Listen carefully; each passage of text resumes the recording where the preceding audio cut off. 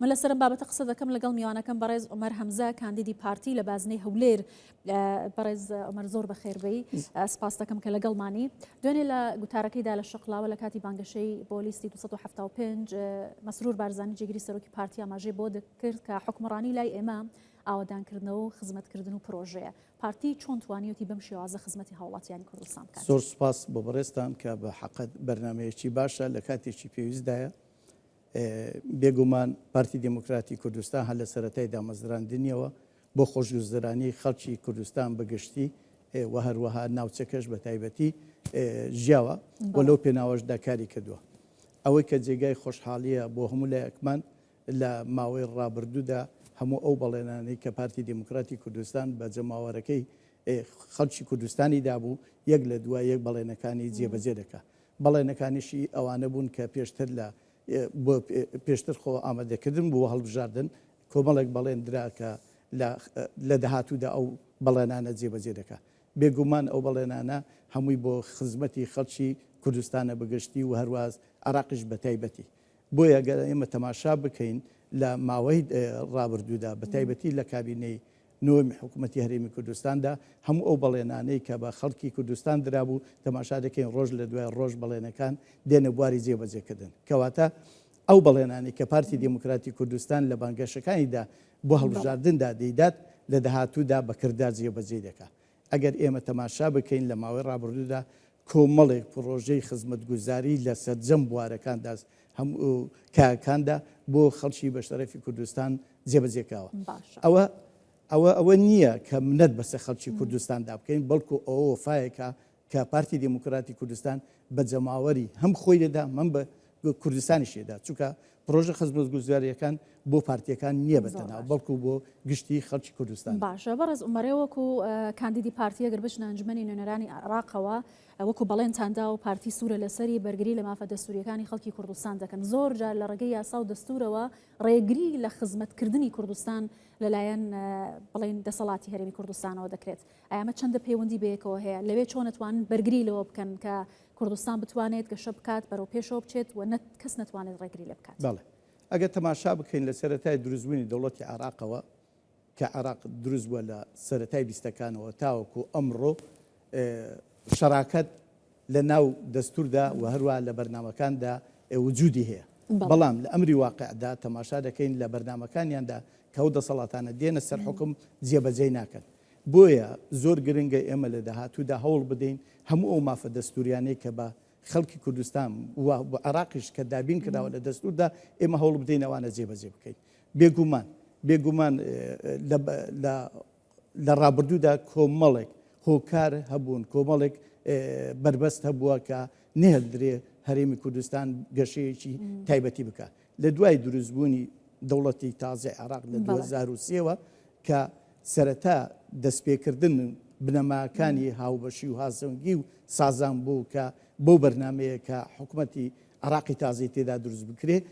کە ڕێککەوتبوون بەڵام بەداخەوە ئەو بنەمایانە جێبەجێ نەکات. ئێمە لەو بەرنمەی داهاتووماندا کە پارتی دموکراتی کوردستان بە بەرنمەیەک کە ئەو بنەمانەی ئەو سێ خاڵی کردوتە بنەمای سەرەکی بۆ داهاتوومان لە عێراقدا بتوانین کە بتوانین چارەسەری ئەوە بنەمایان بکەین. باشە بەڕێز عومەر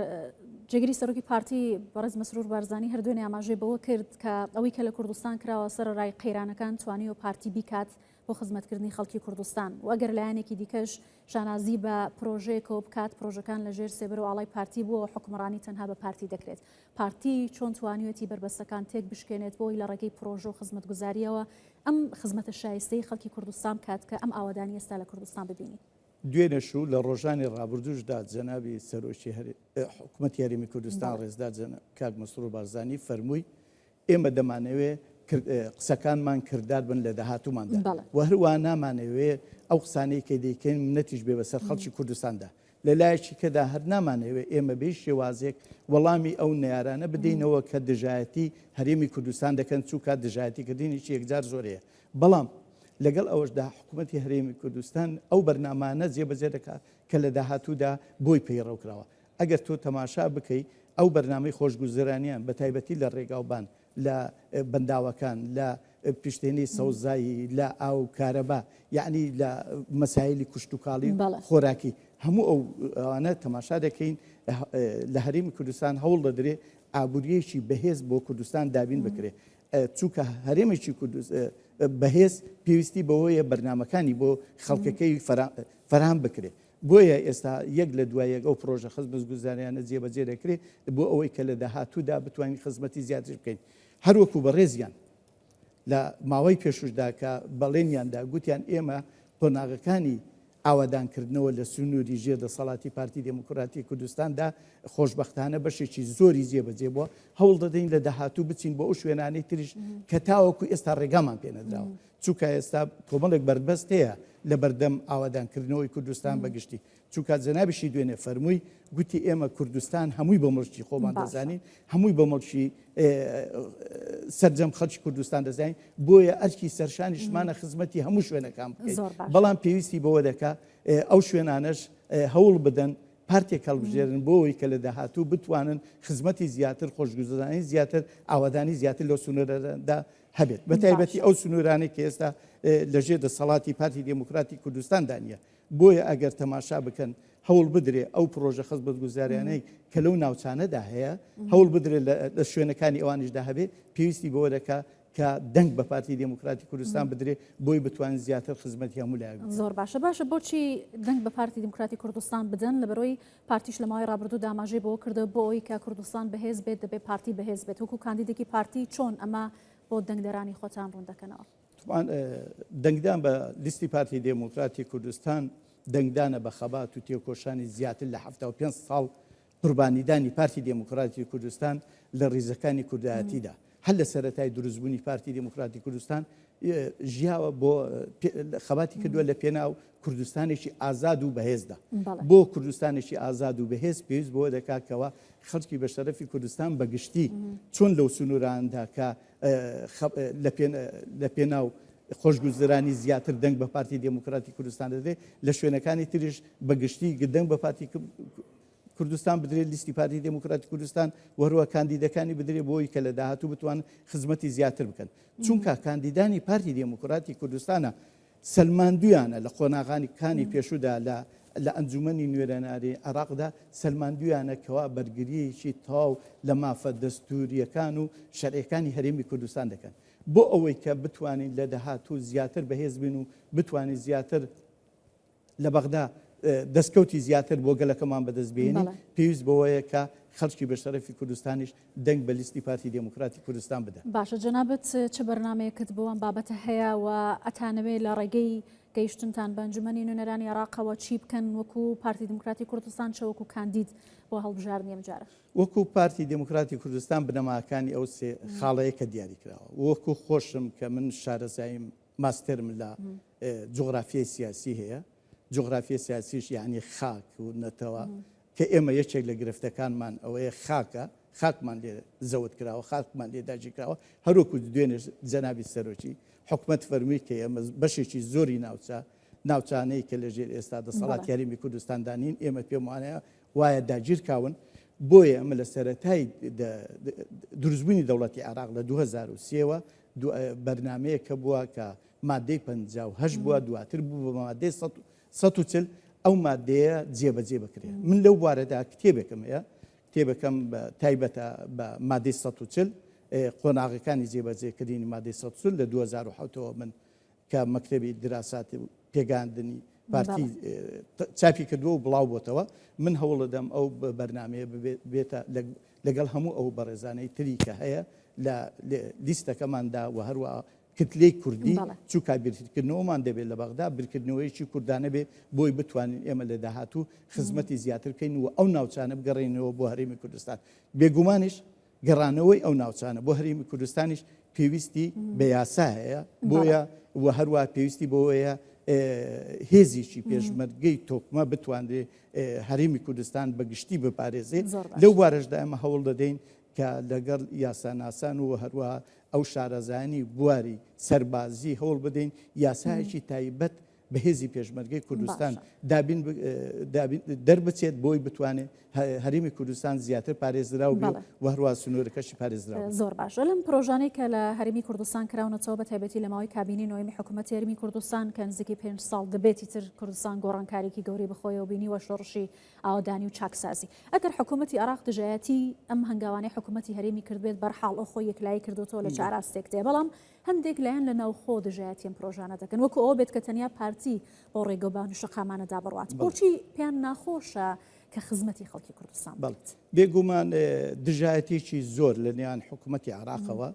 کرا بۆ ئەوەی کە کوردستان چیتر خۆشگوزەرانی تێدا نەبێ. ئەگەر تەماشا بکەن کاتی خۆی داعشیان دروست کرد و داعشیان هێنا سەر هەرێمی کوردستان بۆ ئەوی ئەو خۆشگوزەرانی لە هەرێمی کوردستاندا هەیە تێکی بدەن وەکو ناوچەکانی خۆیان. ئەگەر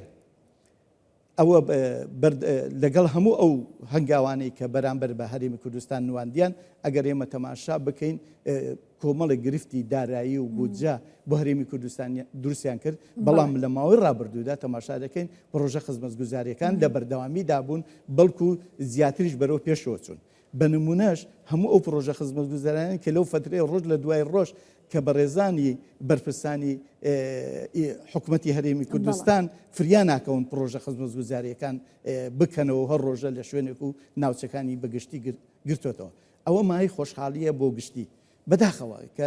هەندێک لایەن وا هەز دەکەن کە ڕێگۆبانێک لە هەولێر دروست دەکرێت یان لە سۆران دروست دەکەێت یان لە دۆکۆوانە دروست دەکەێت بۆ تەنها بۆ خەڵکی پارتیە نەخێت بێ پێچانەوە بۆ خەڵکی پارتی نیە بڵکەوە بۆ شتێکی گشتیە. ئەو ڕێگاوبانانە هیچ کەسێک ناسنامەی لێوەرناگیرێ پێی بگوترێ ئاتۆ چی بەو ڕێگادا دەڕۆی تاوەکو بۆ تێیان بۆ نییە ئەوە وجودی نییە. دوو کارەبا بڵێ بەنداوەکان ئیدی پرۆژە خزمەتگوزاری کوشت و کاڵەکانی تر هەموو بۆ مایی گشتیە بۆیە خەڵک بە گشتی سوودی لێوەرگێت. هەر ئەوەشە ئێستا پارتی دموکراتی کوردستان بە متمانەیەکی زیاتر دەچێتە ناو جەماوەرەکەی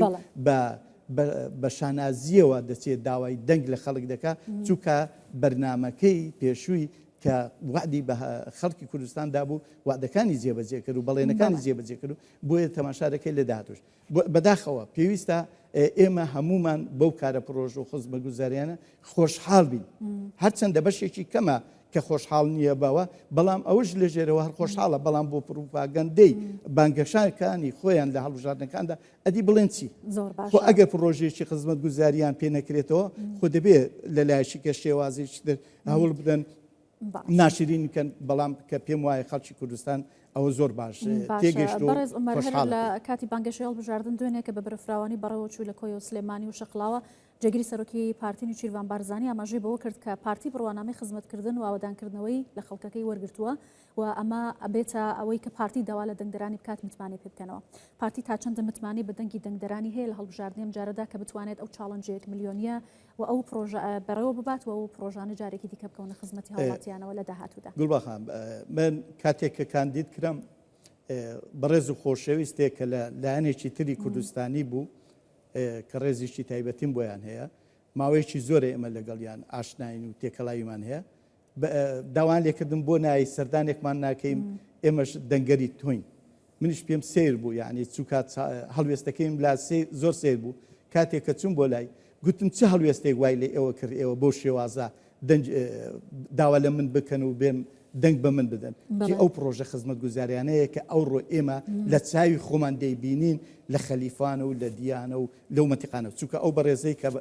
لێکردم ئەو سنوورێ بوو بۆیە کاتێکە دەڵێم ئێمە پێویستمان بە خزمەتگوزاریە ئەو خزمەتگوزاریانە ئێمە سوودی لێ وەردەگرین نەقسەی بریقەدار و یعنی کە لە کاتێکدا بۆ بانگەشەکان کۆمەڵێک بەڵێن دەدرێت و دواتر جێبەجێ ناکە ئێمە ئێستا ئەو پردانە دەبینین ئەو ڕێگاوبانە دەبینین ئەو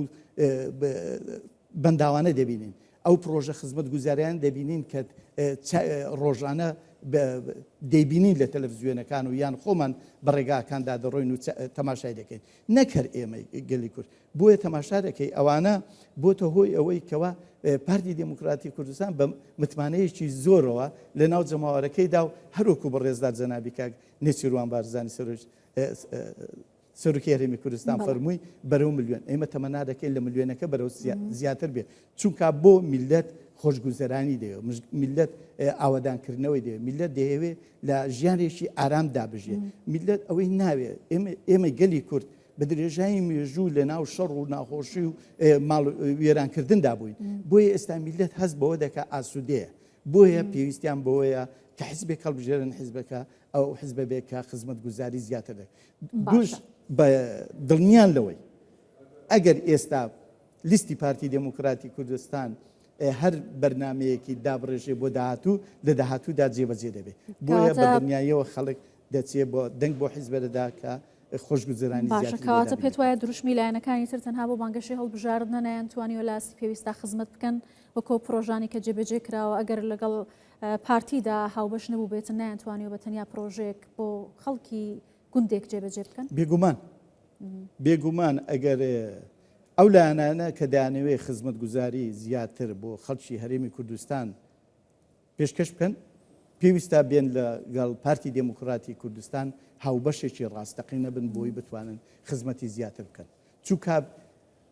زۆر پرۆژەمان دیوە بنمونە من پرۆژەیەکە لە خەڵکی شاری قەڵاتزێم پرۆژەیەکە زیاتر لە 13 ساڵە پردێک لە قەڵاتزێ دروست کراوە بەڵام هەتا ئێستا ئەو پردا بەس پردەکە دروستکاوە ڕێگاوبانەکەی بۆ دروست دەکاوە هۆکارەکەی ئەوەیە نانویستوە خزمەتی شارەکە بکرێت لە کاتێکدا و شارە شاری شەهیدانە لە پێویستە لەسەر شانی هەموو لایەکمان بتوانین خزمەتی ئەو شارە بکەین و چووکە قوربانێکی زۆری بە گەلی کوردستانداوە بۆیە ئەگەر بێت و لە داهاتوو بە نمونە من ڕووی دەنگم بۆ خەڵکی شارەکەمە داوەتان لێ دەکەم دەنگ بە بەرژێرەکانی پارتی دموکراتی کوردستان بدەن بۆ ئەوەی خزمەت گوزاریەی کە لە سنووری هەولێر و دووەک و ژێردەسەڵاتی پارتی دموکراتی کوردستانە بۆ ئەو سنوورانەش بگوازرێتەوە بتوانین شارەکەشمان وەکو هەموو شارەکانی تر بە خۆشگوزەرانی گەنجەکانمان بتوانن لە پارکەکاندا گەنجەکانمان بتوانن هەلی کاریان بۆ بدۆزرێتەوە بۆیە هەموو ئەو خاڵانە وا لێ دەکات کە لە داهاتوودا بتوانی زیاتر خزمەت بکەیت زۆر باشە زۆر سپاس دەکەم بەڕێز عومەر هەمزە کاندیدی پارتی دموکراتی کوردستان لە بازنی هەولێر بۆ ئەنجومەنی نوێنەرانی عێراق سپاس کە لەگەڵ زۆر سپاس